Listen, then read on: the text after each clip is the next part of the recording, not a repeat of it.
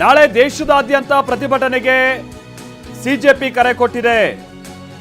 ಇಡೀ ದೇಶದಲ್ಲಿ ಹೋರಾಟವನ್ನು ವಿಸ್ತರಿಸೋದಕ್ಕೆ ಈಗ ಸಿಜೆಪಿ ಪ್ಲಾನ್ ಮಾಡ್ಕೊಳ್ತಾ ಇದೆ. ಕೇವಲ ಜಂತರ್ ಮಂತರ್ಗೆ ಸೀಮಿತ ಆಗಿದ್ದಂತ ಪ್ರತಿಭಟನೆ ಆಯಾ ರಾಜ್ಯಗಳ ಕೆಲ ಪ್ರಮುಖ ನಗರಗಳಿಗೆ ನಿಧಾನವಾಗಿ ವಿಸ್ತರಿಸಿತ್ತು. ಈಗ ಬೆಂಗಳೂರಲ್ಲೂ ಪ್ರತಿಭಟನೆ ಆಗ್ತಾ ಇದೆ, ನೀವು ನೋಡ್ತಾ ಇದ್ದೀರಾ. ಅದೇ ರೀತಿಯಾಗಿ ಚೆನ್ನೈಯಲ್ಲಿ ಆಗ್ತಾ ಇದೆ, ಮಧುರೈಯಲ್ಲಿ ಆಗ್ತಾ ಇದೆ, ಕೇರಳದಲ್ಲಿ ಆಗ್ತಾ ಇದೆ. ಬಟ್ ಏನು ಅಂತಂದ್ರೆ ಅಲ್ಲಲ್ಲಿ ಯಾರ್ಯಾರು ಈ ಸಿಜೆಪಿ ಏನು ಅವ್ರ ಡಿಮಾಂಡ್ಸ್ ಇದೆ ಅದಕ್ಕೆ ಒಪ್ಪಿಗೆ ಕೊಡುವಂಥವ್ರು, ನೀಟ್ನಿಂದ ಸಮಸ್ಯೆ ಆದಂಥವ್ರು, ಕೇಂದ್ರ ಸರ್ಕಾರದ ಕೆಲ ಧೋರಣೆಗಳನ್ನು ವಿರೋಧಿಸುವಂಥವ್ರು, ಅದು ಈ ಕಾಂಗ್ರೆಸ್ ಬಿಜೆಪಿ ಇಂಥದನ್ನೆಲ್ಲ ಹೊರತುಪಡಿಸಿ ಉಳಿದಂಥವ್ರು ಯಾರು ಈ ಸಮಾನ ಮನಸ್ಕರು ಇರ್ತಾರೋ ಅಂಥವರೆಲ್ಲ ಸೇರಿ ಒಂದು ಕಡೆ ಅವ್ರಿಗೆ ಒಂದು ವೇದಿಕೆ ಆಗ್ತಾ ಇತ್ತು ಸಿಜೆಪಿ ಅನ್ನುವಂಥದ್ದು. ಈಗ ಸಿಜೆಪಿ ಏನು ಮಾಡ್ತಾ ಇದೆ, ಅಧಿಕೃತವಾದಂಥ ಒಂದು ಪ್ರತಿಭಟನೆಗೆ ಕರೆ ಕೊಡ್ತಾ ಇದೆ.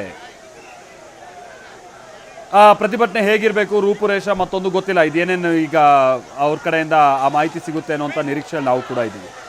ಈ ಮುಖೇನವಾಗಿ ದೇಶದಾದ್ಯಂತನೂ ಈಗ ಧರ್ಮೇಂದ್ರ ಪ್ರಧಾನ್ ರಾಜೀನಾಮೆಗೆ ಒತ್ತಡ ಹೆಚ್ಚಾಗ್ತಾ ಇದೆ, ಒತ್ತಾಯ ಹೆಚ್ಚಾಗ್ತಾ ಇದೆ.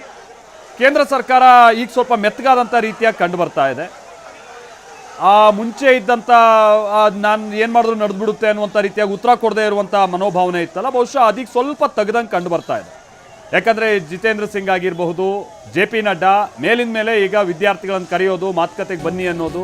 ಇವತ್ತು ಮೋದಿ ಅಷ್ಟೇ ಇವತ್ತೊಂದು ಫಾಸ್ಟ್ ಟ್ರ್ಯಾಕ್ ಕೋರ್ಟನ್ನು ನಾವು ಮಾಡ್ತೀವಿ ಅನ್ನುವಂಥದ್ದೆಲ್ಲ ಹೇಳಿದ್ದಾರೆ.